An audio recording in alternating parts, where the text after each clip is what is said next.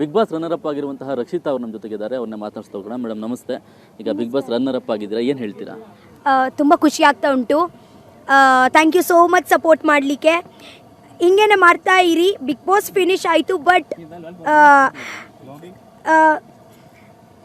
ಎಂತ ಹೇಳೋದು, big boss ಇವತ್ತೇ ಫಿನಿಶ್ ಆಯಿತು, ಬಟ್ ಆದರೂ ಕೂಡ ಕೈ ಬಿಡಬೇಡಿ, ಇರೋಣ ನಾವು. ಹೇಗಿತ್ತು ಆ ಮೂಮೆಂಟ್? ಹೇಗಿತ್ತು? ನೀವು ನಿಮ್ಮನ್ನೇ ಎಕ್ಸ್ಪೆಕ್ಟ್ ಮಾಡಿದ್ರಾ ಅಥವಾ ಗಿಲ್ಲಿನ ಗೆಲ್ಬೋದು ಅಂತ ಅನ್ಕೊಂಡಿದ್ರಾ? ಏನಾಗಿತ್ತು ಆ ಟೈಮಲ್ಲಿ? ನಾನು ಮತ್ತೆ ಇಲ್ಲಾಂದ್ರೆ ಗಿಲ್ಲಿ ಹಾಗೇನೆ ಅನ್ಕೊಂಡಿದ್ದೀನಿ. ನಾನು ಇಲ್ಲಾಂದ್ರೆ ಗಿಲ್ಲಿ. ಈಗ ಮುಂದೆ ಯಾವ ರೀತಿಯಾಗಿ ಪ್ಲಾನ್ಸ್ ಇದೆ? ಇವಾಗ ಬಿಗ್ ಬಾಸ್ ರನ್ನರ್ ಅಪ್ ಆಗಿದ್ದೀರಾ, ಆ ಎಕ್ಸೈಟ್ಮೆಂಟ್ ಹೇಗಿದೆ? ಜೊತೆಗೆ ಮುಂದೆ ಏನು ಪ್ಲಾನ್ ಮಾಡ್ಕೊಂಡಿದ್ದೀರಾ? ಮುಂದೆ ಎಂತ ಇವತ್ತೇ ಪ್ಲ್ಯಾನ್ ಇಲ್ಲ, just go with the flow. ಅಂದರೆ ನಾನು ಹೇಗೆ ಸ್ಟಾರ್ಟ್ ಮಾಡಿ ಬಂದಿದ್ದೀನಿ ನನ್ನ ವ್ಲಾಗಿಂಗ್, ಜನರ ಜೊತೆಗೆ ಮಾತಾಡಿ ನನ್ನ ಅಜ್ಜಿ ಮನೆಯಲ್ಲಿ, ಹಾಗೇನೆ ಕಂಟಿನ್ಯೂ ಮಾಡ್ತೀನಿ. ಮಧ್ಯದಲ್ಲಿ ಅಂತ ಸಿಕ್ಕಿದ್ರೆ ಈಗ ರಿಯಾಲಿಟಿ ಹೋಗ್ತೀನಿ. ಈಗ ವಿನ್ನರ್ಗೂ ಒಳ್ಳೆ ವೋಟಿಂಗ್ಸೇ ಬಂದಿದೆ, ಆದರೂ ನಿಮಗೂ ಕೂಡ ಚೆನ್ನಾಗೇ ವೋಟಿಂಗ್ ಬಂದಿದೆ. ಯಾರೆಲ್ಲ ಈಗ ವೋಟ್ ಮಾಡಿದ್ದಾರೆ, ಏನು ಹೇಳ್ತೀರಾ? Thank you so much. ನೀವು ಇಷ್ಟು ಎಫರ್ಟ್ಸ್ ಹಾಕಿ, ಇಷ್ಟು ಪ್ರೀತಿ ತೋರಿಸಿ, ನಮಗೆ ಇಷ್ಟು ಇಲ್ಲಿ ತನಕ ತಂದು ನಿಲ್ಲಿಸಿದ್ದೀರಲ್ವಾ, ಥ್ಯಾಂಕ್ ಯು. ಸ್ಟಾರ್ಟಿಂಗಲ್ಲಿ ಈಗ ರಕ್ಷಿತಾ ಅವರು ಸೋಷಿಯಲ್ ಮೀಡಿಯಾ ಮುಖಾಂತರನೇ ಬಿಗ್ ಬಾಸಿಗೆ ಬಂದರು ಅಂತೆಲ್ಲ ಹೇಳ್ತಾ ಇದ್ರು, ಏನು ಹೇಳ್ತೀರಾ ಇವಾಗ?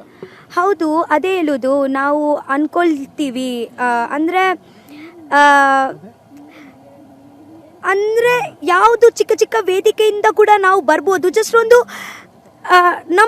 ನಮಗೆ ನಮ್ಮ ಕೆಲಸ ಮೇಲೆ ಒಂದು ಕಾನ್ಫಿಡೆಂಟ್ ಇರಬೇಕು ಅಷ್ಟೇ.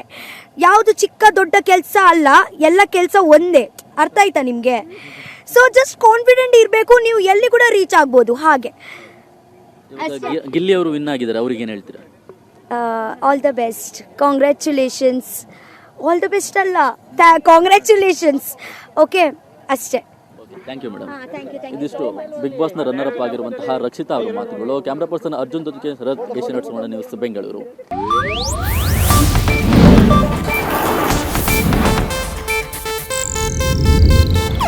ಇದು ಏಷ್ಯಾನೆಟ್ ನ್ಯೂಸ್ ನೆಟ್ವರ್ಕ್ ಪ್ರಸ್ತುತಿ.